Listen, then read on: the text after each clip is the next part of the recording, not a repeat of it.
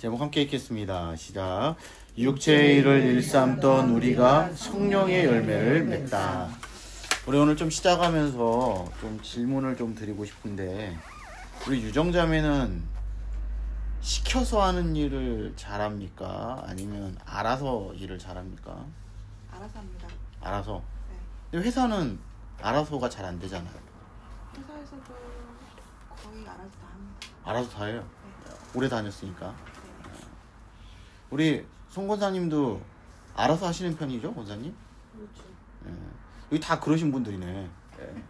우리 장로님도 그러시고. 만약 누가 시켜서 일을 한다면 기분이 어떨까요, 이혜성 권사님? 저는 시켜서 해요. 누가 시키면 어때요? 그냥 내가 알아서 할 건데. 아니 그냥 시키면 네. 그냥 열심히 해요. 군소리 않고 해요.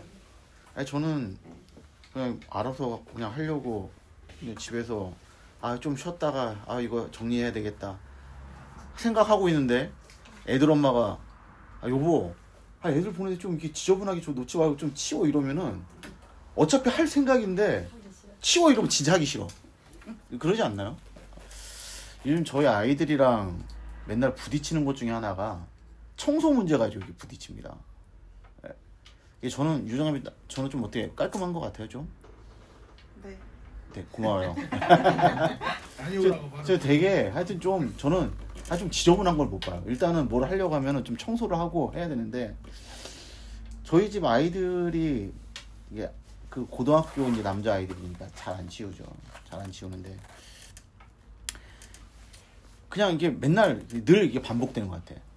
해라, 안 해. 오늘 저녁까지 안 하면 아빠 화난다. 저녁에도 안 해.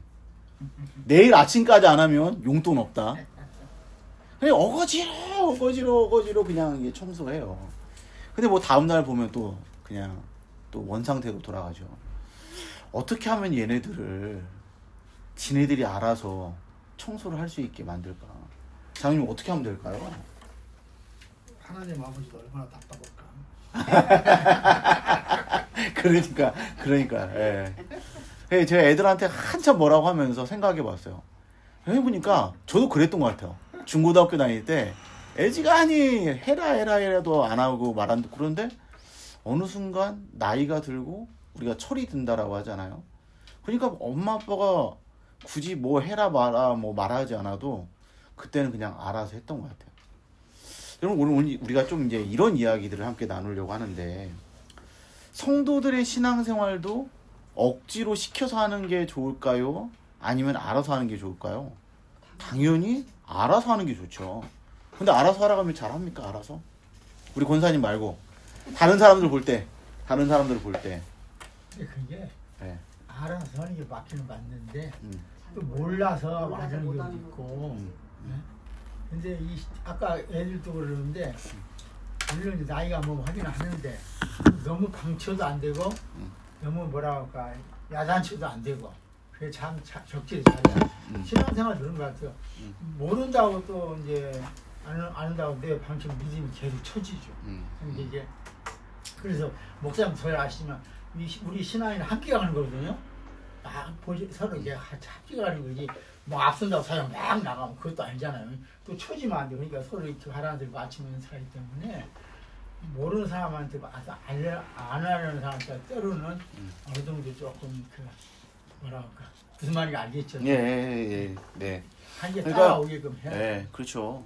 제일 좋은 거는 자발적으로 하는 게 제일 좋죠. 막 자꾸만 제가 여러분 앞에서 이거 하십시오, 저거 하십시오 이러면은 오히려 더 반발을 일으키고 오히려 더 하기 싫은 마음이 들 수도 있을 것 같아요.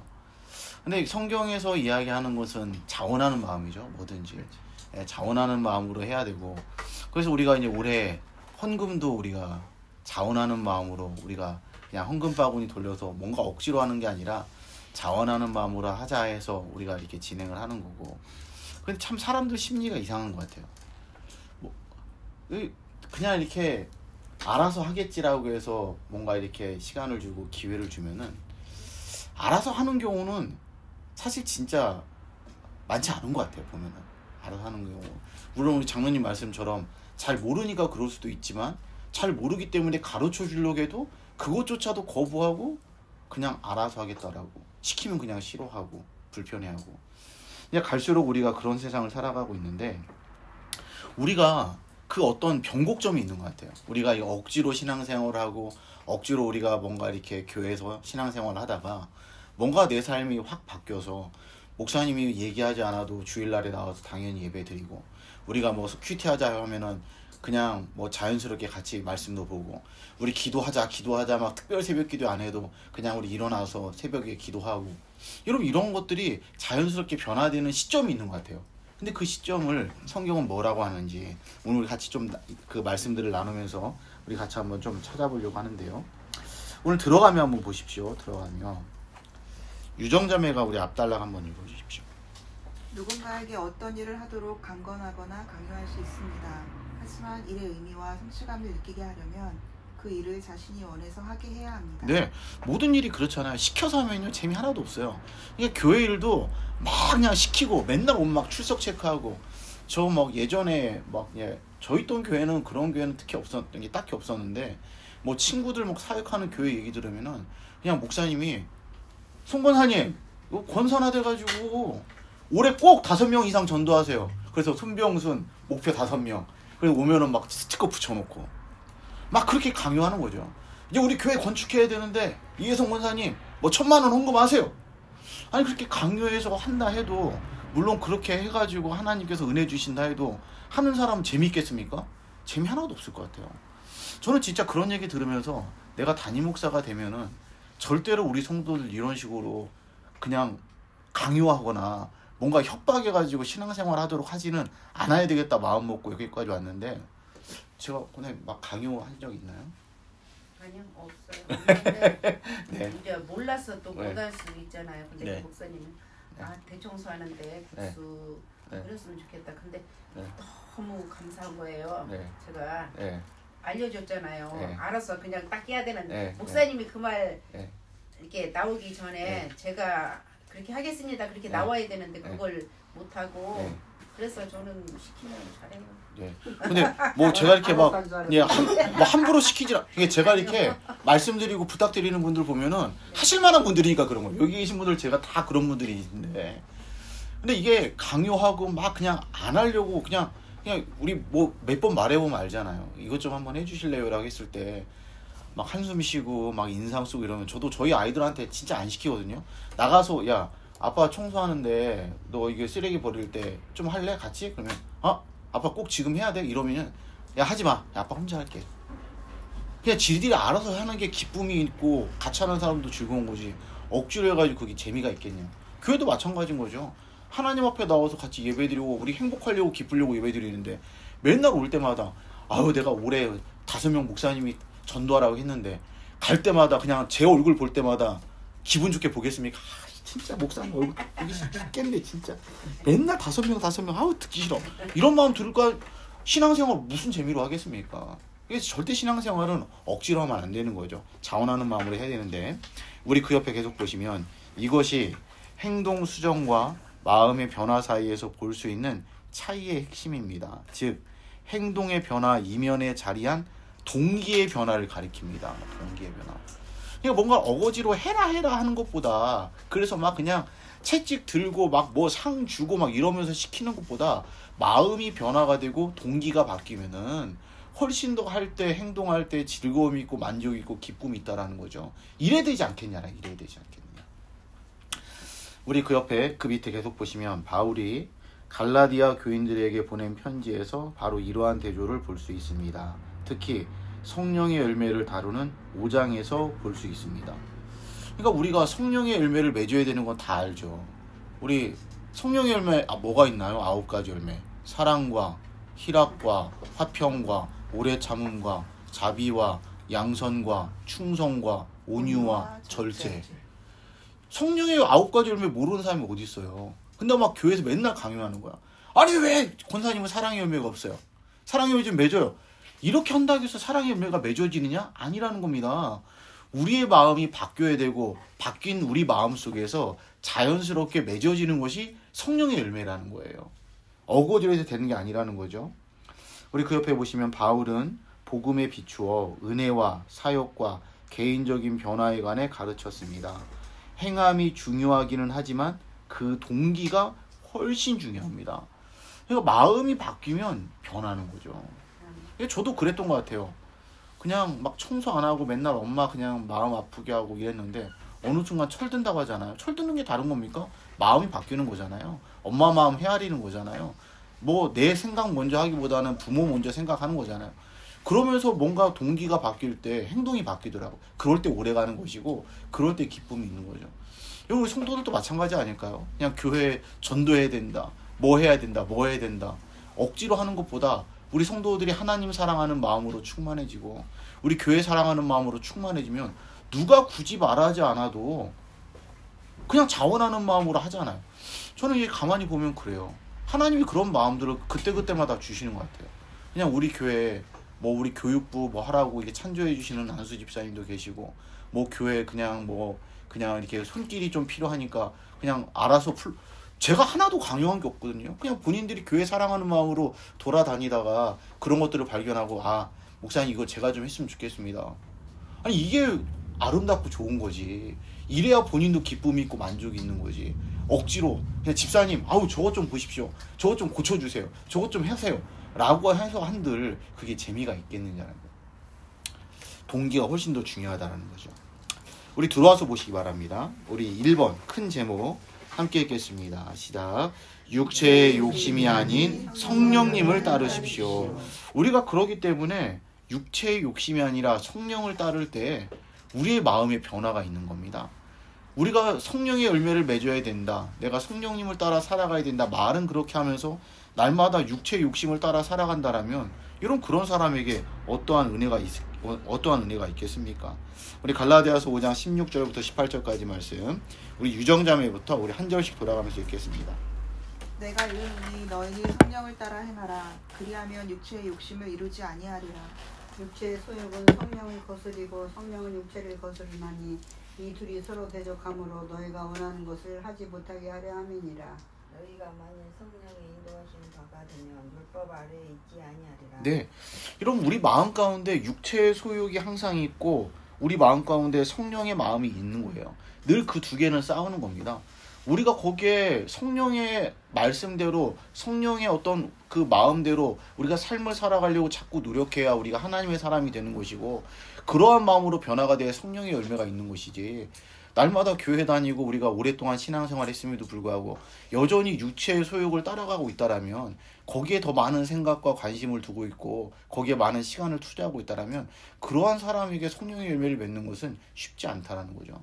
그러니까 우리가 가만히 보면요. 뭐 저 역시도 마찬가지고 우리가 뭔가 무너졌을 때 내가 성도로서 참 부끄럽다 이런 마음이 들 때는 다른 게 아닌 것 같아요. 뭔가 세상 일로 바쁘고 세상 일에 치여가지고 하나님 생각하지 못하고 말씀 따라 살지 않고 기도 생활 우리가 하지 않았을 때 그냥 넘어지는 것은 순식간에 벌어지는 것을 보게 됩니다. 둘 중에 하나라는 겁니다. 신앙생활에 회색지대는 없어요. 성령을 따라 살든지 아니면 육체의 욕심을 따라 살든지. 우리 가로 1번 보십시오. 그 밑에 보시면 자기 의의 문제, 은혜에서 떨어지도록 만듦이라고 되어 있는데 우리 은혜가 떨어진다, 은혜에서 떨어진다 이런 이야기들을 우리가 가끔 합니다. 어느 때 은혜가 떨어진다 이런 얘기를 하나요? 유정자매? 만만해. 유정자매 제일 편하니까. 언제 우리가 은혜가 참 은혜 떨어진다 이런 얘기를 언제 하나요 주로? 은혜가 떨어졌다. 그건 잘 안 떨어져서 몰라요. 안 떨어져서 모르나? 저 진짜. 떨어져서 이렇게 얘기하지. 우리가 뭐 은혜 떨어진다 이런 것은 내가 기쁘지 않다, 내가 즐겁지 않다, 내가 행복하지 않다. 우리가 이런 것을 그냥 쉽게 은혜 떨어진다, 은혜가 없다 이런 이야기를 하는데 이런 은혜가 뭔가요? 은혜가 값없이 주는 하나님께서 주시는 평안한 거의 진짜 80% 맞았는데 값없이 하나님이 주시는 선물! 그래요. 은혜는 선물입니다. 우리가 은혜는 선물인데 그 안에 내가 뭐 하나라도 노력하고 내가 보탠 게 있습니까? 없습니까? 없어요. 여러분 우리가 아무것도 한 것이 없음에도 불구하고 하나님께서 우리에게 은혜를 주셔서 우리가 지금 성령님과 동행하고 성도로 삶을 살아가고 있습니다.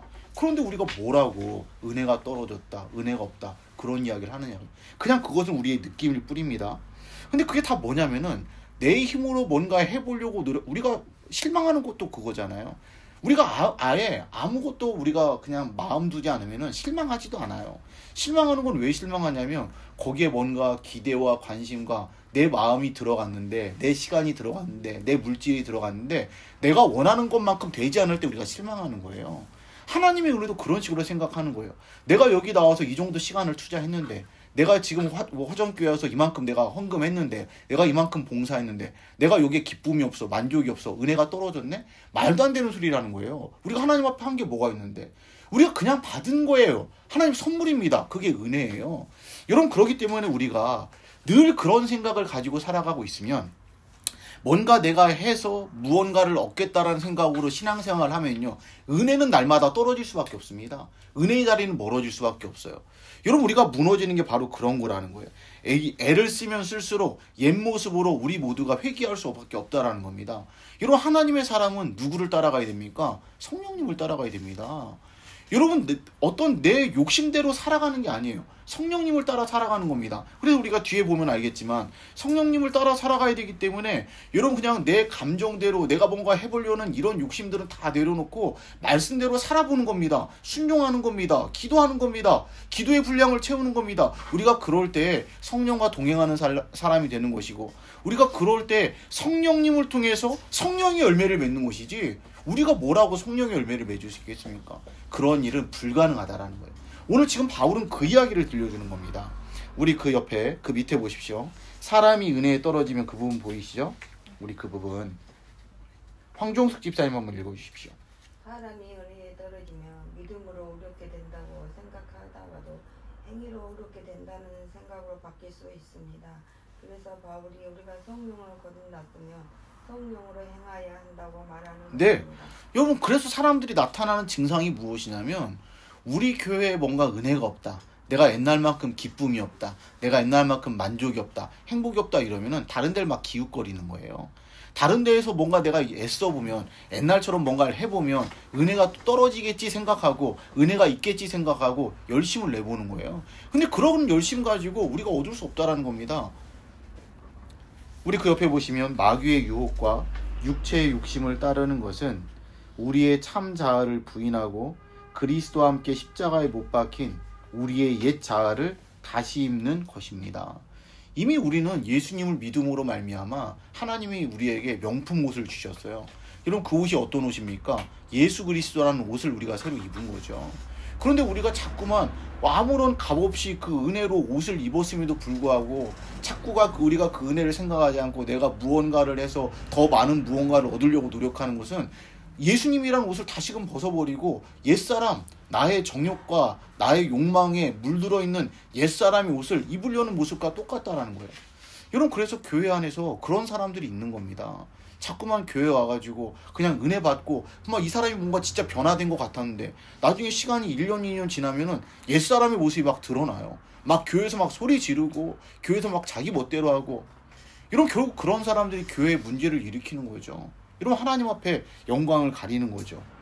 그렇기 때문에 우리는 예수님으로 옷 입었으니까 다시 우리가 옛날 입고 다니던 그 누더기와 같은 옷을 입으려고 하지 말고 항상 예수님을 옷 입고 예수님과 동행하는 삶을 살아야 성령의 열매를 맺는 그런 성도로 살아갈 수 있다, 우리에게 이야기하는 겁니다. 그러면 그 밑에 2번 보십시오.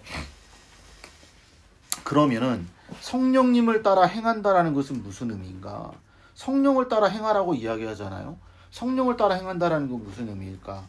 원어를 보면요, 행한다라는 말은 단순히 몸을 움직이는 것만이 아니라 어떤 방향으로 걷거나, 이런 밑줄 주십시오. 어떤 방향으로 걷거나, 그걸 잘 모르겠다라면 누군가의 뒤를 따라가는 거예요. 이런 방향이라는 거 우리 정해져 있지 않습니까? 우리가 주님 앞에 서는 그날까지 우리가 그 구원이라는 방향을 향해 우리 모두가 나아가는 거예요. 여러분, 구원이라는 방향이 우리가 보이지 않는다면은 누구를 따라가야 되겠습니까? 그 앞에서 그 길을 걸어가신 예수님의 뒤를 따라가는 겁니다. 그게 성도예요. 우리가 행한다라고 해가지고 여러분 막 무슨 막 행한다라고 해서 막 그냥 40일 금식기도 하고 이런 그런 걸 말하는 게 아니잖아요. 우리가 행한다라는 것은 그냥 예수님 뒤를 졸졸졸 따라가는 겁니다. 그게 성도들이 행하는 거예요. 뭔가 우리가 주체가 되어서 나를 따르라 이러면 그러다 이단되는 거잖아요. 나를 따르라가 아니라 나는 예수님을 따라갈 거야. 내가 예수님 앞에 따라갈 거니까 너희들은 나를 따라. 내가 예수님 따라갈게. 이런 그것은 말이 되지만 그냥 밑도 끝도 없이 너는 나를 따르라면 그게 바로 이단되는 거죠. 성도는요 끊임없이 예수님의 뒤를 따라가는 겁니다. 즉 그 옆에 보시면 성령님을 따라 행한다라는 것은 성령님이 지시하시는 대로 사는 겁니다. 지시하시는 대로 사는 거예요. 그리고 성령님이 지시하시는 걸 우리가 캐치할 수 있는 방법은 크게 두 가지가 있어요. 공식적인 방법은 뭐가 있습니까? 말씀. 성경이 기록된 게 뭘 통해 기록된 겁니까? 하나님의 영으로 기록된 말씀이 성경이잖아요. 그러니까 우리가 성경 말씀대로 살아가는 것이고 우리가 뒤에 뭐 이야기도 하겠지만 말씀을 그냥 줄줄줄줄 읽는다라고 여러분 능사가 아니라 말씀을 그래서 묵상하라고 말하는 거죠. 우리가 매일매일 말씀을 묵상해야 내가 어떤 방향으로 예수님의 어떤 모습을 따라가야 될지 말씀 묵상을 통해 알게 되는 것이고 이런 또한 우리가 알게 되는 게 무엇입니까? 기도잖아요. 이런 우리가 기도하는 자리에 우리 주님께서 그 가운데 함께 하시는 것이고 우리가 기도할 때 우리 마음에 감동을 주시고 때로는 우리에게 훈계를 하시기도 하고 말씀이 생각나게도 하시면서 예수님께서 우리의 길을 인도해 주시는 거죠. 그렇기 때문에 말씀과 기도밖에 없는 거죠. 성령님이 지시하시는 것. 여러분 그런데 우리들의 문제가 무엇이냐면 이제 이 부분이 이제 다시 반복되어 나오는 건데 우리들의 문제가 무엇입니까? 성령님의 인도를 따르는 건 내가 그냥 성령님의 인도를 내가 따르지 않겠다라는 게 아니에요. 근데 우리의 문제는 뭐냐면 그러면은 성령님이 무엇을 말씀하시는지를 잘 알고 따라가야 되는데 성령님의 인도를 따르기 싫은 것은 아닌데 그 인도하심을 분별할 줄 모르는 거예요. 분별할 줄 몰라. 내가 교회 다니고 성도니까 우리가 교회에서 이야기를 들으니까 아 내가 성령님의 인도하심을 따라 살아가야지 그게 성도라고 말하니까 그렇게 해야지 라고 했으면 어떻게 따라 살아가는 것인지를 배우고 이런 그것을 실천하며 살아가야 되는데 알기는 아는데 실천하지 않으니까 분별하지 못하는 거예요. 그러니까 교회에 5년, 10년, 20년을 다니지만 무엇이 하나님의 뜻인지를 모르고 교회에 막 그냥 뭐 목사님들도 다르지 않죠. 목사님들도 그냥 마지막에 그냥 추한 모습으로 목회를 마무리하는 그런 분들도 보게 돼요. 그냥 우리가 볼 때 그거는 진짜 하나님 뜻이 아닌 것 같은데 너무나도 자명하게 드러나는데 그런 분들을 보게 됩니다. 여러분 보십시오. 왜 그럴까요? 왜 우리는 성령님의 인도를 따르기 싫은 것은 아니야. 그런데 왜 우리가 인도하심을 분별할 줄 모를까요? 왜 우리가 그런 상태를 계속 지속하고 있을까요? 왜 그럴까요? 우리 손경숙 권사님. 네, 그러니까 기도하지 않아서 맞아요. 맞긴 맞는데 그건 이제 조금 더 나가서고 우리의 근본적인 문제가 뭐냐면 요즘은요. 우리의 근본적인 문제가 무엇이냐면 너무 바빠요. 너무 바쁘니까 그렇습니다. 이런 아이부터 어른까지 너무 바빠요. 요즘 청년부 제가 이렇게 오래 하면서 제일 짜증나는 게 제 개인적으로 제일 짜증나는 게 뭐냐면 학생들이랑 청년들이랑 시간 맞추는 게 어려워요. 시간 맞추는 게. 일단 한 3-4명이 되면은 그 3-4명이 공통된 시간을 하나 만들어내는 게 쉽지가 않아요. 그냥 제 시간 다 그냥 제가 양보하고 니네들이 하여튼 1시간이 됐든 시간만 좀 정해봐라. 그 시간 내가 같이 만나서 우리 같이 성경 공부하고 우리 좀 하자. 해도 그 1시간 만드는 게 쉽지 않아요. 근데 이야기를 들어보면 아침 일찍부터 저녁까지 바쁘더라고요. 바빠요. 한가한 사람 여기 어디 계십니까? 우리 장로님들 다 바쁘시잖아요. 권사님 다 바쁘시잖아요. 한가한 사람 한 분도 안 계세요. 우리 오늘 일부 시간에 일부의 그 모임에 요즘 일부 우리 성경 공부 막 11명, 12명씩 오세요. 많이 오세요. 근데 그분들이 그렇게 이른 아침에 오시는 이유가 뭐냐면 해야 될 일이 많아. 빨리 내 성경 공부하시고 성경 공부 해야 되니까 하고 목사님 오후에는 뭐 병원도 가야 되고 누구도 만나야 되고 바빠요. 우리 권사님들 스케줄 물어보면은 목사님 월요일하고 목요일은 병원 가야 되고요. 뭐 수요일 날은 애들 집에 가야 되고요. 뭐 금요일 날엔 목욕탕 가야 되고 바빠요.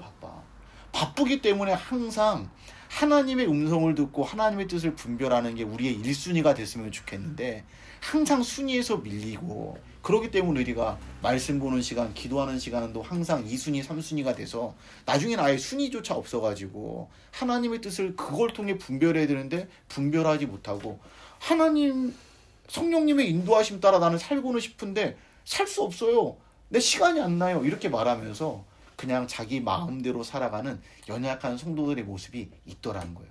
이런 좀 공감하시나요? 공감하시나요? 저도 나름 되게 바쁘거든요. 이게 새벽에 더 기도해야 되는 거 알겠는데, 그래도 진짜 목사인데 1시간은 기도해야지 이런 마음으로 올라가지만 한 40분 정도 기도하면은 막 머릿속이 이제 복잡한 거예요. 빨리 지금 운동도 좀 가서 빨리 해야 되고, 8시 반까지는 빨리 운동하고 집에 와서 애들 학교 데려다 주고, 또 빨리 와서 새벽 기도에 설교 준비하고, 또 뭐 하고 또 뭐 하고 생각하면은 하루가 너무 그냥 이런 거예요. 타이트한 거예요. 그러니까 항상 뒤처지는 게 뭐냐면 2순위로 처지는 게 기도 시간, 말씀 보는 시간, 이렇더라고요.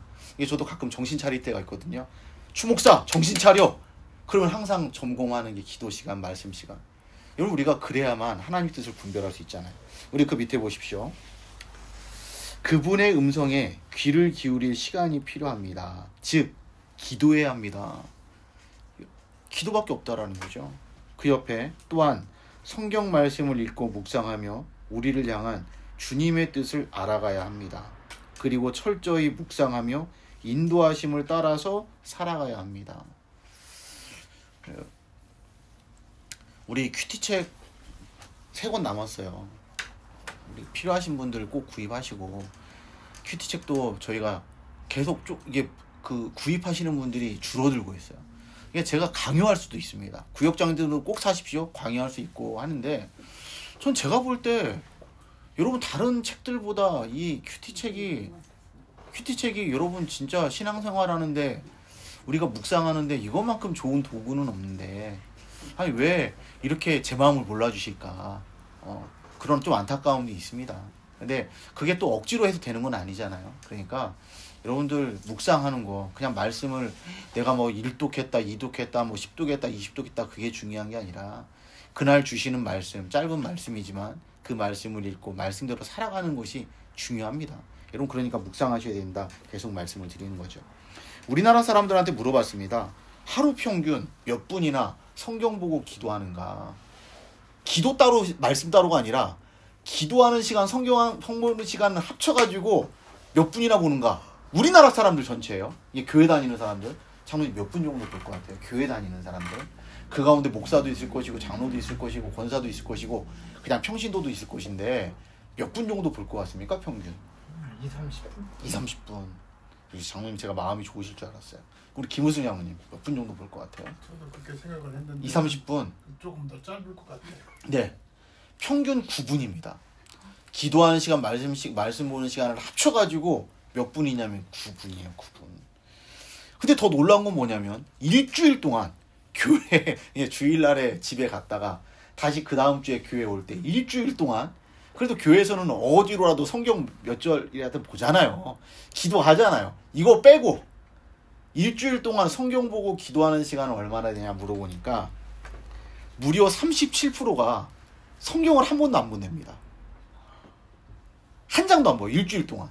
그냥 주일에 교회에 올 때 성경책 가지고 오고 그냥 그대로 집에 놔뒀다가 다음 주에 또 그냥 가지고 오는 거예요. 37%가. 10명 중에 4명이. 그래도 기도는 조금 낫더라고요. 기도는 23%가 기도하지 않는데요. 전혀. 그러니까 뭐 식사기도 이런 걸 포함해서 얘기했는지 이렇게 우리의 심각한 현실이에요. 그럼에도 불구하고 우리가 나는 성도니까 하나님 뜻을 따라 내가 살고 싶어. 아니 어디에서 하나님 뜻을 따라 살려고요. 어디에서. 그게 안 된다라는 거예요. 우리가 말씀. 네. 성경을 안 보잖아요. 그럼 계속 마귀한테 한번 그럼요. 기도 안 하면요. 계속 안 된다. 그게 그렇죠. 이게 매일매일 말씀 따라 삶을 살아가야 되는데 이제 그런 훈련이 안 돼 있고 말씀 읽지 않아도 살아가는데 사실은 큰 문제가 없을 수도 있잖아요. 그렇게 되면은 뭐 굳이 뭐 시간을 내서 바쁜데 이렇게 말씀을 읽어야 되나 이런 생각이 들고 기도 시간이 자꾸 뒷전으로 가는 것이고 그럴 수밖에 없는 것 같습니다. 아무튼 이게 우리 현실이라는 것, 여기 계신 분들은 한 분도 그런 분들은 없을 거라고 저는 생각을 하고요. 네. 그래서 여러분 보십시오. 육체의 일을 벗어던져야 돼요. 벗어던져야 됩니다. 우리 뒤에 나오는 이 말씀들을 보면은 우리가 성령의 일을 왜 하지 못하는가? 왜 우리가 말씀 보고 기도하는 일에 우리가 열심을 내지 못하는가? 반대로 육체의 일에 너무 열심을 내기 때문에 그런 거예요. 우리가 바쁜 거 왜 바쁩니까? 전도하는 것 때문에 바쁩니까? 하나님 나라 일 때문에 바쁩니까? 아니에요. 보면 우리가 이러한 일들 때문에 바쁠 우리의 모습이 있을 때가 많더라고요. 우리 말씀 보겠습니다. 갈라디아서 5장 19절부터 21절 말씀. 박동복 집사님부터 우리 한 절씩 읽겠습니다. 19절부터 21절. 육체일은 분명하니 곧 음행과 더러운 것과 호색과 25성 숭배 잠깐만요. 네, 20절은 김우승 장로님. 네. 너무 끝까지 읽으면 우상 숭배와 주술과 원수 맺는 것과 분쟁과 시기와 분냄과 방 짓는 것과 분열함과 이단과 투기와 술 취함과 방탕함과 또 그와 같은 것들이라. 전에 너희에게 경계한 것 같이 경계하노니 이런 일을 하는 자들은 하나님의 나라를 유업으로 받지 못할 것이요. 네, 여러분 보십시오. 우리가 무엇에 그렇게 열심을 내고 우리가 그렇게 뭘 이렇게 시간을 많이 씁니까? 여러분 뭐 카페나 이런 데 가서 보면은 진짜 가관일 때가 많아요. 그냥 막 아주머니들 몇 분 앉으셔가지고 그냥 그렇게 남 험담하고, 우리가 그런 일을 하는 것 때문에 열심을 낸다라면, 그런 일 하느라 바빠서 우리가 말씀 보고 기도하는 시간이 없다라면 우리 뭔가 지금 제대로 잘못 가고 있다라는 거예요. 이런 교회가 진짜 해야 될 중요한 일들이 있잖아요. 근데 그 일들은 뒷전이고 자꾸만 교회가 뭔가 여기에 나오는 이런 것들에 교회가 열심을 낸다? 뭔가 심각하게 잘못 가는 거죠. 그러니까 바울이 뭐라고 말합니까? 이러한 육체의 일은 벗어 던지라는 겁니다. 이런 것들은 잊어버리라는 거예요. 성령께서 주시는 마음을 가지고 하나님의 일을 감당해야 된다 이야기하는 거예요. 우리 밑에 가로 1번 보십시오. 정말로 많은 사람들이 육체의 일을 행하고 있습니다. 하나님의 죄란 방탕함이나 주술처럼 분명히 명백한 것도 있어요. 우리가 볼 때 딱 알아요. 누가 그냥 뭐 어디 가서 그냥 뭐 구슬하거나 누가 어디 가서 전보러 다니거나 여러분 이런 다른 우상들, 다른 뭐 이런 신들을 섬긴다라면 저건 죄구나 분명히 아는데, 어떤 것은요 애매모호한 것들이 있거든요. 근데 우리는 잘 알잖아요. 뭐 투기, 분열함, 이런 기만적이면서도 교묘할 수 있는 우리의 죄들이 있는 거예요. 근데 거기에 많은 사람들이 열심을 내는 겁니다. 열심을 내는 거예요. 그러면서도 시간이 없다라고 말하는 거예요. 이런 시기도 음행 못지않게 심각하고 분냄도 우상숭배 못지않게 심각한 거예요. 하나님 앞에 모든 죄는 다 평등합니다. 큰 죄 작은 죄가 없어요. 모든 죄는 다 평등해요. 당 짓는 것은 주술과 똑같습니다. 그냥 우리가 아무렇지도 않게 생각하는 우리 사이에서 벌어지고 있는 그런 일들, 이것이 죄일까? 이런 생각이 드는 그런 일조차도 하나님은 심각한 죄로 생각하신다라는 겁니다. 이 고발장에서 자유로울 수 있는 사람이 어디 있겠어요? 오늘 말씀 보면은 무시무시한 이야기가 있잖아요. 이런 일을 하는 자들은 무엇을 유업으로 받지 못한다라고 말합니까? 하나님 나라를 유업으로 못 받아요. 하나님 나라를 유업으로 못 받으면 우리가 지금 여기서 열심히 이 땅 가운데 삶을 살아가는 것 아무런 의미가 없는 겁니다. 우리가 하나님 앞에 분깃이 없는 거예요. 유산이 없는 거예요. 이런 구원이 없다라는 말이 될 수도 있는 겁니다. 하나님 앞에 섰을 때 나도 모르겠는데 이런 이야기를 들을 수 있다라는 겁니다. 무시무시한 거죠. 우리 그 뒤에 넘겨서 그 다음 페이지 보십시오. 가로 2번 보시면 죄의 결과는 각기 다르지만 모든 죄에 대한 율법의 판단은 같습니다. 아까 말씀드렸던 거예요. 이런 모든 죄는 평등합니다. 하나님 앞에서. 여러분 죄가 뭐라고 말씀드렸나요? 죄라는 것은 우리의 마음 상태가 죄예요. 하나님으로부터 벗어나 있는 우리의 마음 상태가 모든 게 다 죄입니다. 이런 그런 죄, 내가 뭐 누구를 그냥 욕했건, 내가 누구를 살인했건, 모든 게 다 하나님 앞에서 똑같은 죄라는 거예요. 그 죄가 있으면 우리는 하나님 나라를 유업으로 받을 수가 없고, 우리가 구원받을 수 없고, 하나님의 자녀로 인정되지 않는 거예요. 이런 얼마나 심각한 겁니까? 우리 그 밑에 보십시오. 거룩하신 하나님 앞에서 정죄를 받게 됩니다. 너는 죄인이야. 우리가 정죄를 받는 거예요. 그리고 무서운 점은 하나님의 나라를 유업으로 받을 수 없습니다. 왜냐하면 우리가 하나님을 믿는다라고 말하는 것은 무엇을 믿는 겁니까? 예수님이 나의 주님이심을 믿는 거예요. 예수님이 나를 위해 십자가에서 못 박혀 죽으시고 예수님이 나를 그분의 생명으로 핏값으로 사셨다라는 것을 믿는 거예요. 그게 우리 믿음이에요. 그러면 우리의 주인이 바뀌어야 되는 거잖아요. 지금까지는 세상의 것들이 나의 주인이었다라면 이제는 내가 그것을 버린 거잖아요. 하나님만이 나의 주인이시고 하나님만 따르겠다라고 하는 사람들이 성령님을 따라야 되는데, 주님을 따라야 되는데 여러분 여전히 세상을 따르고 있다라면 여러분 우리가 제대로 믿는 사람이라고 말할 수 있겠습니까? 아닌 거죠. 교회에 다니고는 있지만 여전히 세상의 것들을 믿는 사람들인 것이죠. 뭐 전에 막 그냥 교회에서 막 그 중직자들이랑 목사님이랑 싸웠던 현장을 제가 목격했던 적이 있는데 어떤 장로님이 그러는 거예요. 내가 누군지 알아? 내가 옛날에 너희들 막 목사님한테 그러는 거예요. 내가 너희 새끼들 가만두지 않을 거야. 내가 하여튼 본때를 보여줄 거야. 아니 저런 이야기를 저렇게 한다라는 것은 지금 저분의 마음속에는 하나님이 있는 걸까요? 많이 지시 많이 했지. 그러니까 마귀의 지시를 받는 거예요. 그러니까 우리가 교회를 다님에도 불구하고 우리 마음에 성령님이 없다라면, 성령님 말씀대로 살지 않는다라면 여전히 우리는 세상 사람들과 똑같은 겁니다. 다르지 않은 거예요. 우리 그 밑에 보십시오. 왜냐하면 하나님 나라는 육체를 따라 살던 삶을 회개하고 성령님을 따라 살기로 헌신한 사람들을 위한 곳이기 때문에 그렇습니다. 성령님을 따라 산다라고 말하는 사람들이 어떻게 그런 얘기를 하겠습니까? 말도 안 되는 얘기죠. 우리 그 밑에 이 말은 이 부분 우리 장로님 한번 읽어주십시오. 김동남 장로님. 이 말은 그리스도인들이 형상식을 지치 않는다는 것을 말하지는 않습니다. 오히려 이런 죄를 저지르면서도 죄책감이 없는 자들이니 회개하고자 하지 않는 자들을 가리킨 것이었습니다. 즉 죄된 생활 방식에 헌신하는 것을 의미하는 것입니다. 네, 여러분 우리가 넘어질 수 있습니다. 여러분 우리가 뭐 죄를 한번 지었다라고 영원히 나락으로 떨어지는 게 아니잖아요. 여러분 우리가 죄를 지었음에도 불구하고 다음날 호흡을 하고 우리가 일어서고 여러분 우리가 살아갈 수 있는 것은 하나님이 우리에게 기회를 주시는 거잖아요. 여러분 우리가 요즘도 민수기 말씀 보고 있고 오늘도 이제 아침마다 저도 참 그런 말씀 전하는 게 쉽지 않거든요. 죄에 대해서 이야기를 하고 여러분 돌아오셔야 된다 이야기하고 그냥 그런 말씀 전하는 게 쉽지 않은데 여러분 우리 새벽 기도에 제가 인도하면서 느껴지는 게 그거예요. 우리가 순서대로 성경 말씀 보는데 일주일에 한두 번은 항상 그런 이야기예요. 회개해라. 돌아와라. 왜 그럴까요? 우리에게 기회를 주시는 겁니다. 너희들이 죄 한 번 졌으니까 너희들 끝났어. 이게 아니라 하나님께서 우리가 하나님 앞에 서는 그날까지 계속해서 기회를 주시는 거예요.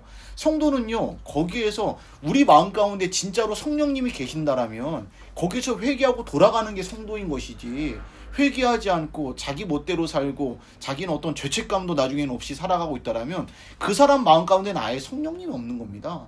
여러분 그런 사람이 하나님의 자녀라고 말할 수 없는 것이고 그러한 사람이 어떻게 성령의 열매를 맺을 수 있겠습니까? 불가능하다라는 거예요. 여러분 그 밑에 보십시오. 죄책감이 없는 자들은 자기가 죄를 짓는데 죄책감도 없는 사람들이 있어요. 여러분 그렇지 않습니까? 이런 사람들은 성경이 분명히 말하는 거예요. 성령님이 그 안에 안 계신 거예요. 아니 하나님이 그 안에 안 계신데 어떻게 하나님의 백성이라고 말할 수 있겠습니까? 목사 중에 그런 목사 있을 수 있고 중직자 중에 그런 중직자 있을 수 있다라는 겁니다. 막 나가서 열심히 막 주를 위해 충성하고 봉사하는데 여러분 죄책감 그냥 하나님이 어떤 죄를 지었음에도 불구하고 죄책감도 없이 그냥 뻔뻔하게 그렇게 살아가는 사람들은 그 안에 성령님이 안 계신 거죠. 또 그 옆에 회개하고자 하지 않는 자들도 있습니다. 하나님께서 말씀을 통해 우리에게 들려주시고 성경 말씀을 읽으면서 우리에게 감동을 주시고 우리에게 찔림을 주시는데 아예 회개조차 하지 않는 사람들 있죠. 이런 사람들은 성령님께 불순종하는 겁니다. 하나님께 불순종하는 거예요. 이런 하나님께 불순종하는 것은 우리가 두 글자로 뭐라고 합니까? 그게 바로 교만이죠. 교만은요 약이 없습니다. 교만은요 하나님 반대편에 있는 겁니다. 교만은요 멸망의 선봉이고 패망의 지름길입니다. 그냥 망하는 거예요. 망하는 거. 하나님께서 그러니까 우리에게 계속해서 성경 말씀을 우리가 쭉 보다 보면 이틀에 한 번씩은 회개하도록 말씀해 주시는 것 같아요. 돌아와라, 회개해라. 그런 마음을 주시는 것 같아요. 우리가 돌아가면, 회개하면 여전히 우리 가운데 죄책감이 있고 회개하려는 마음이 있으면 여전히 우리 마음 가운데 선한 양심, 성령님이 함께 하시기 때문에 그런 마음이 있다라는 거죠. 그러므로 우리가 이렇게 성령님과 함께 살아가면서 성령의 열매를 맺을 수가 있는 거예요. 3번 보시면 성령의 열매를 맺으십시오 이야기하는데, 성령의 열매를 맺으십시오라고 해서 성령의 열매를 우리가 맺고 싶다라고 해서 맺어지는 게 아닌 거예요. 어떻게 보면 우리가 오늘 말씀들을 쭉 보니까 어떻습니까? 우리가 제대로 된 하나님의 자녀라는 사실을 가지고 있고 날마다 회개하면서 성령님을 인정하면서 성령님의 뜻을 따라서 성령님이 걸어가신, 지시해 주신 말씀과 기도 속에서 말씀해 주시는 그 말씀대로 삶을 살아갈 때 우리가 성령님과 동행하는 것이고 성령님이 우리의 삶을 통해 이런 열매들을 맺게 해주시는 거예요. 우리 갈라디아서 5장 22절과 26절까지 말씀 함께 읽겠습니다. 시작. 오직 성령의 열매는 사랑과 희락과 화평과 오래 참음과 자비와 양선과 충성과 온유와 절제니 이 같은 것을 금지할 법이 없느니라. 그리스도 예수의 사람들은 육체와 함께 그 정욕과 탐심을 십자가에 못 박았느니라. 만일 우리가 성령으로 살면 또한 성령으로 행할지니 헛된 영광을 구하여 서로 노엽게 하거나 서로 투기하지 말지니라. 아멘. 여러분 23절 보시면 이 같은 것을 금지할 법이 없느니라 이야기하는 거예요. 그러니까 우리가 성령대로 삶을 살면요, 하나님 말씀해 주신 대로 우리가 주님 걸어가신 그 길을 걸으면서 성도답게 삶을 살면은 아무리 맞고 싶어도 나 진짜 사랑하지 않을 거야 해도 우리의 삶에서 사랑이 드러나고 온유가 드러나고 여러분 어떤 오래 참음이 드러난다는 겁니다. 이런 것을 금지할 법이 없는 거예요. 여러분 우리가 땅에다가 씨앗을 심으면 아무리 우리가 그 씨앗을 막 그냥 못 나오게 하고 막 아스팔트를 막 그냥 거기다 바르고 해도 나옵니까 안 나옵니까? 나옵니다. 그게 놀라운 거죠. 우리도 마찬가지라는 거예요. 여러분 우리가 성령 하나님과 동행하면서 믿음의 씨앗을 그 가운데 심으면 그것이 자라서 여러분 그것을 아무리 막고 아무리 틀어막는다 해도 향기가 나는 겁니다. 냄새가 나는 겁니다. 나중에 자라는 겁니다. 열매가 맺는 거예요.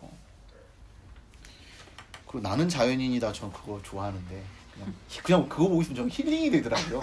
힐링이 되는데 그냥 거기에 나오는 사람들이 그래요. 그냥 어디 가면은 산삼 냄새가 막 난대요. 네. 왜요? 왜 못 믿으세요? 그분들이 그렇대요. 예, 진짜 냄새가 난다고 그러더라고요. 어디 가면은. 예, 그러니까 아무리 그것을 막 그냥 막고 싶고 아무리 그것을 아니다라고 이야기를 해도 이런 그걸 막을 수 있는 게 없는 거예요. 우리도 마찬가지입니다. 우리가 성령의 열매를 내가 꼭 맺어야 되겠다 이런 마음이 아니라 날마다 성령과 동행하며 삶을 살면은 나도 모르는 사이에 그러한 삶으로 사라지는 것이고 열매를 맺는다 이야기하는 거죠. 우리 그 밑에 보십시오. 가로 1번 보시면 행위는 존재에서 비롯됩니다. 무슨 말이냐면 우리의 행위라는 건 행동을 말하는 거예요. 행동은 나의 존재, 내가 어떠한 존재이냐에 따라서 행동이 자연스럽게 나온다는 거예요. 어떤 내가 세상에 정신으로 똘똘 뭉쳐있는 사람이라면 아무리 우리가 거룩한 척 행동하려고 해도 다 드러나는 거예요. 그러지 않습니까? 우리가 성령의 사람이라면 아무리 겉모습은 추리해 보이고 아무리 어떤 그런 게 있어도 여러분 성령의 사람이 가지고 있는 향기가 드러나는 것이고 열매가 드러나는 겁니다. 행위는 존재에서 비롯된다. 우리가 어떤 존재로 살아가느냐가 중요하다는 거죠. 우리 그 밑에 보십시오. 유정자매 한 번 더 읽어주십시오. 우리는 매 순간 자신이 생각하는 대로 행동합니다. 자기 자신을 제대로 아는지 모르는지 상관없이 말입니다. 그러기에 성경에서 말하는 그리스도인의 새로운 정체성을 받아들여야 합니다. 그럴 때 그리스도의 능력이 우리로 하여금 그 정체성을 따라 살 수 있게 해주십니다. 네, 여러분 이미 우리는 그리스도인입니다. 여러분 그걸 믿으시잖아요. 여러분 그러면 여러분이 날마다 그런 정체성을 가지고 나는 그리스도인이야, 나는 성도야 이런 정체성을 가지고 여러분 하루를 시작해 보십시오. 여러분 행동이 달라진다니까요. 우리 일부 예배 때 제가 일부 우리 성경 공부 때 우리 권사님들한테 말씀드렸는데 여러분 나갈 때 거울 보시잖아요. 거울에 그 써놓으세요. 나는 크리스천입니다. 여러분 그거 10번만 되뇌이고 나가 보십시오. 여러분 나갈 때 여러분 인상 쓰고 나가시겠습니까? 여러분 나가가지고 막 여러분 화내실 것 같아요? 아니에요. 내가 크리스천인데. 여러분 우리가 시장 가서 물건을 하나 사더라도 시장에서 저 물건 파는 사람이 내가 누군지 알아요. 김 권사님 오셨네? 이러는데 그 사기꾼처럼 그러지 말고 좀 깎아줘! 여러분 그렇게 말할 수 있겠습니까? 내가 권사라는 정체성이 분명히 내가 알고 있는데 여러분 우리가 그렇다라는 거예요. 여러분 내가 목사인데 내가 권사인데 내가 집사인데 내가 장로인데 우리가 그 정체성을 가지고 삶을 살면요 우리의 행동이 달라지는 겁니다. 우리가 어떤 존재인지 어떤 마인드를 가지고 살아가는지가 너무나도 중요하다라고 지금 이야기하는 거예요. 그 밑에 보시면 순종의 능력과 거룩함의 원천은 우리의 노력이 아닌 예수 그리스도께서 이루신 일을 우리 삶에 적용하시는 성령님의 역사에 있습니다. 그냥 우리는 애쓰려고 하는 게 아니라 나는 이미 우리 마음 가운데 성령님이 계셔. 나는 그러기 때문에 하나님의 자녀야. 나는 그리스도인입니다. 나는 그리스도인입니다. 이런 그런 마음으로 삶을 살면은 우리 마음 가운데 계신 성령님께서 우리의 걸음, 우리의 삶, 우리의 행동들을 여러분 변화시켜 주시는 겁니다. 그게 너무나도 중요하다는 거죠. 밑에 가로 2번 보시면 바울은 이러한 자질들을 성령의 열매로 불렀는데 성령님이 만드시는 것임을 보여줍니다. 이 성령의 열매예요. 우리가 뭔가 해서 얻을 수 있는 우리의 열매가 아니에요. 우리의 열매. 그냥 우리는 그냥 믿음으로 그 씨앗을 뿌리고 그냥 성령님과 동행하며 삶을 살면은 자라게 하시는 겁니다. 여러분 어떻게 그게 한 번에 되겠습니까? 여러분 우리가 무슨 뭐를 심든지 간에 내가 심어서 바로 막 무슨 마술하는 것처럼 내가 심었다고 바로 막 다음날 열매가 생기고 그럽니까? 아니잖아요.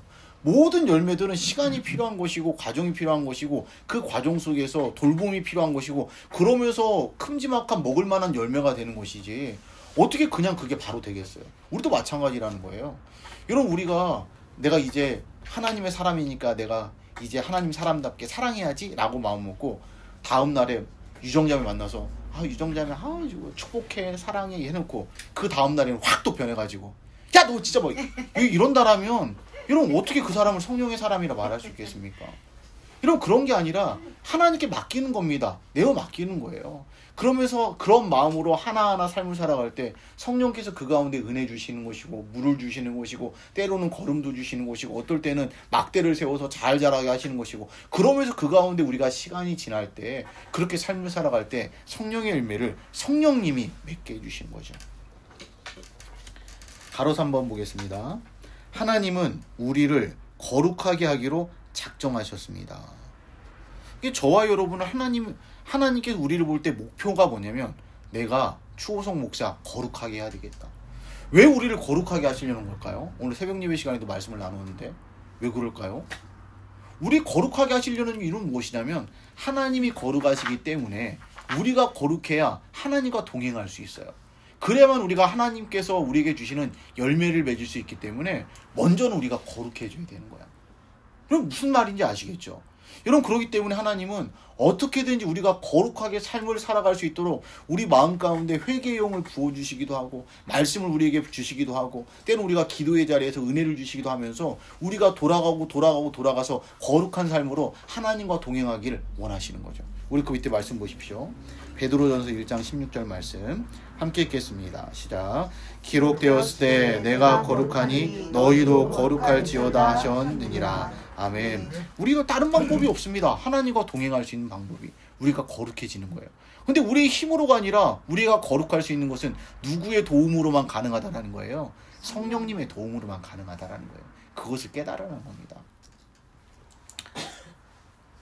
우리 마지막 단락 보시면 이 모든 것이 보이시죠? 네. 우리 세 번째 줄에 이 모든 것이 자기 자신의 노력이 아니라 우리 안에 역사하시는 그리스도의 영을 통해 일어나게 됩니다. 그러니까 우리 여기에 계신 우리 장로님들, 권사님들, 집사님들 우리가 신앙생활할 때 조금 우리 힘을 빼셔도 됩니다. 빼셔도 되고 그 대신 우리 마음 가운데 순종하려는 마음만 있으면 돼요. 우리가 교회에서 예배 드릴 때, 기도할 때, 말씀 볼 때 하나님 우리에게 무언가 말씀해 주실 때, 감동을 주실 때 그냥 하면 됩니다. 순종하면 돼요. 회개하라면 회개하면 되는 것이고 더 충성하라면 충성하면 되는 것이고 여러분 이런 일에 더 헌신하라고 말씀하시면 헌신하면 되는 겁니다. 우리의 힘을 빼면 돼요. 내가 하고 싶은 거 쫓아다니는 그런 사람이 아니라 하나님께서 맡겨주신 일들을 그렇게 믿음으로 감당할 때 하나님의 사람이다 말할 수 있는 것이고, 그럴 때 하나님의 은혜가 흘러가는 거죠. 우리 그 밑에 신학적 주제를 보십시오. 신학적 주제가 뭐 큰 건 아니죠. 그리스도인은 육신을 십자가에 못 박고 성령 안에서 행합니다. 이걸 그리스도인이라고 부르는 거예요. 그리스도인. 우리의 육신, 우리의 과거는 십자가에 못 박고 성령 안에서 행동하는 사람. 그리스도와의 연결. 바울은 육체의 일과 성령의 일을 비교함으로써 예수 그리스도께 속한다라는 것이 무엇인지를 갈라디아 교회에 보여주었습니다. 그리스도와 함께 십자가에 못 박히는 것은 육체의 정욕과 탐심을 버리고 성령님을 따르는 것을 의미합니다. 지금 오늘 말씀의 핵심적인 내용이죠. 우리가 핵심적인 내용이고, 그 성령님을 따르는 방법을 뭐라고 했습니까? 말씀과 기도. 그 방법밖에 없습니다. 그 방법밖에. 선교적 적용 보십시오. 하나님은 우리에게 세상과 구별되는 그리스도인의 성품을 기르기 위해 겸손히 성령님을 따르라고 명하십니다. 이야기하고 있어요. 우리 남은 한 주간도 우리 성령님과 가로 2번도 성령이죠? 네네. 가로 2번. 예. 가로 2번도 성령님입니다. 성령님. 네, 우리 한 주간도 우리 한번 성령님과 동행하는 훈련들을 한번 해보는 것도 좋을 것 같아요. 그러니까 우리 박동복 집사님, 마음 가운데 성령님이 계시죠? 예. 황종수 집사님 마음 가운데 성령님이 계시죠? 우리 자꾸만 성령님을 끄집어내는 거예요. 아, 성령님, 제가 어떻게 하면 좋을까요? 성령님, 제가 피곤한데 성령님 저에게 힘을 주십시오. 날마다 우리 옆에 누군가 있다라고 생각하시면서 그 성령님과 동행하고 교제하고 대화하고 이런 훈련들을 하면 기도가 뭐 다른 겁니까? 그게 바로 기도가 되는 거죠. 매 순간. 여러분 그러한 마음으로 우리 성령님과 동행하며 삶을 사시고, 우리가 그럴 때에 여러분 우리의 인격이라는 게 보이지 않는 곳에서 우리가 행하는 모습이 우리의 인격이라고 말하는데, 여러분 보이지 않지만 성령님이 우리 가운데 늘 계시잖아요.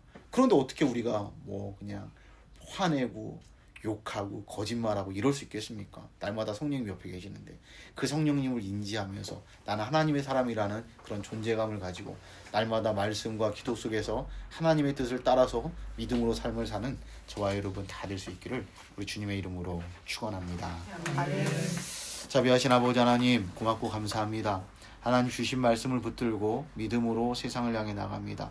아버지 하나님, 우리의 힘으로 뭔가 해보려고 하는 인간적인 욕심들은 다 내려놓게 하시고 우리 가운데 함께 하시는 성령님 의지하게 하시고 우리 예수님 걸어가신 그 길을 아버지는 말씀 가운데 깨닫고 말씀 묵상하고 그 말씀 따라 삶을 살아감으로 말미암아 아버님 우리 가운데 놀라운 성령의 열매도 맺을 수 있는 우리 모든 장로님들, 권사님들, 집사님들 될 수 있도록 인도해 주시옵소서. 아버지 남은 한 주간도 하나님께서 영육간 강건하게 붙들어 주시고 어디서 무엇을 하든지 하나님의 자녀답게 삶을 살기를 원합니다. 나는 그리스도인이라는 아버지 확실한 자기 정체성을 가지고 믿음으로 삶을 살게 하시고 그 가운데서 예수님의 향기를 전할 수 있는 거룩한 주의 백성들 될 수 있도록 인도해 주시옵소서. 예수님의 이름으로 축복하며 기도하옵나이다. 아멘.